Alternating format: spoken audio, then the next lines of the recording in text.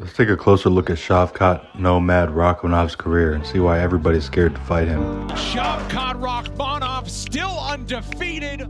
This boogeyman of the welterweight division. He's the educated man process. It's an infatuation that you have with this guy. Let's look back at this clip that kind of started all of this. Shavkat Rakhmonov.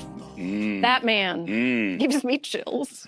The tenor in your voice changed when you said his name. Yeah, it went up an octave. I've never interviewed him. I've never spoken to him. But I can see the goosebumps. I feel like I would get nervous. But you want to.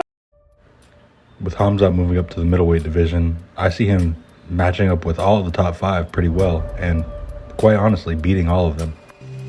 Did you ever fight Shavkat Rakhmonov? I know he does train a bit at Killcliff. I know you kind of go back and forth between Denver and Killcliff. Is that a fight you would ever take, or is there kind of an unwritten rule you won't fight each other? Yeah, it's a fight I would take for the title. Now that Bilal ducked him in January, it leaves no one in the top 5 for him to fight. What's next for Bilal? Where's Hunter? Who's Bilal fighting? I forgot. Huh? Yeah. Rakhmonov. Let's take a look at his fights pre-UFC and see what got him here. Would you like to be back in the octagon? And who would you like to see the next time you step in here? He would fight Jun Young Park, June 7th, 2016. Park is now 4 in a row victor in the UFC, and he's honestly looking pretty good. And Shavkat made easy work, finishing with a rear naked choke. 버티고 있는 뜯어내야죠. 버티고 있는 박.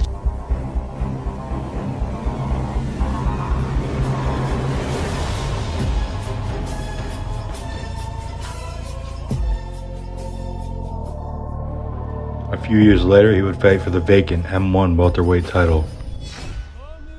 His opponent was Neal. Shavkat would TKO him in the second round, becoming M1 welterweight world champ.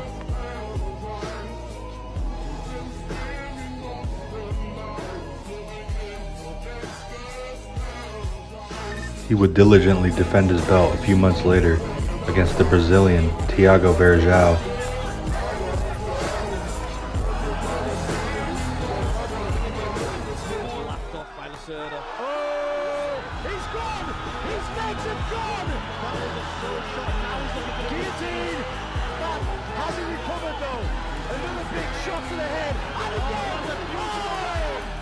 He would finish him at the end of the first round with nasty ground and pound. His ground and pound is similar to Anderson Silva's, but I'd say even better.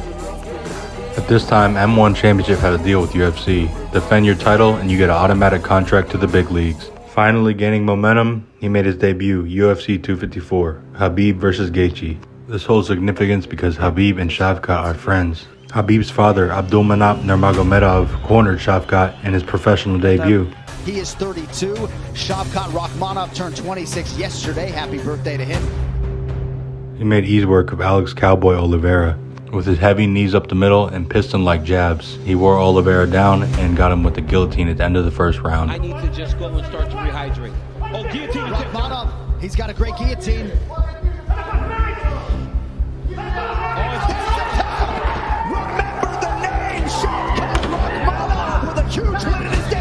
He would go on to world star Carlston Harris, who just came off a good recent comeback victory over Jamire Wells.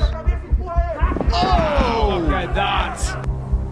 Along this fence line, he looks for a lot of different opportunities. He's very smart and very witty with what he does and the array of moves he has on the fence.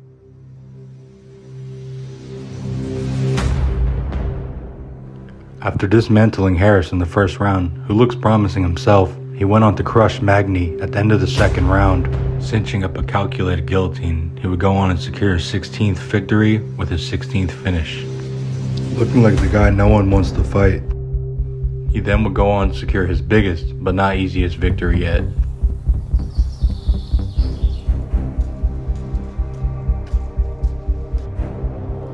He put the head down all the time when he lead with left hand. Yeah. He put the head down. Scale Shavkat Rakhmonov, official weight 171. Jeff Neal missed weight, coming in at 175, and that definitely changed the tide of this fight. For almost 2 minutes, Shavkat would fight without his mouthpiece. You can't tell me Herb Dean did not see that. Shavkat would catch Neal early with a good head kick and slice him open. He really only has one small flaw, and that's in moving his head off center line, because his chin makes up for all of that. Also, he throws lead uppercuts when you should throw a jab out there to pepper and fake. After some nice head kicks from Shavkat in the beginning of the third round, Geoff Neal returned fire with a three-piece on Shavkat's dome. Luckily, Shavkat's chin is made of steel. You're gonna be pissed about this. Oh, he's choking him, he's choking him, he's choking him. I think he's out with the other hand. Joe Rogan was trying to shine him up. And Joe Rogan said, and this almost surprised me, he said, Rakhmonov, the next time we see you, it might be for a title shot. Those are huge words. How did we get there? Shavkat, congratulations. A tremendous victory for you. And next time we see you, maybe it will be for the title, but it will absolutely be against one of the top contenders in the sport, and you surely deserve it. With his scheduled date with Kelvin Gastelum just passing, it doesn't look like he's getting a ranked opponent anytime soon. A lot like Charles Oliveira, they go into the fire, right? And somehow things work out for them. And so far, things have worked out for Shavkat. But, you know, once I put these hands on them, who knows? Taking their place was Holland and Madalena. Definitely not as good of a fight. The only guy to actually call Shavkat out, which after that performance, it looks like Shavkat could finish him quickly.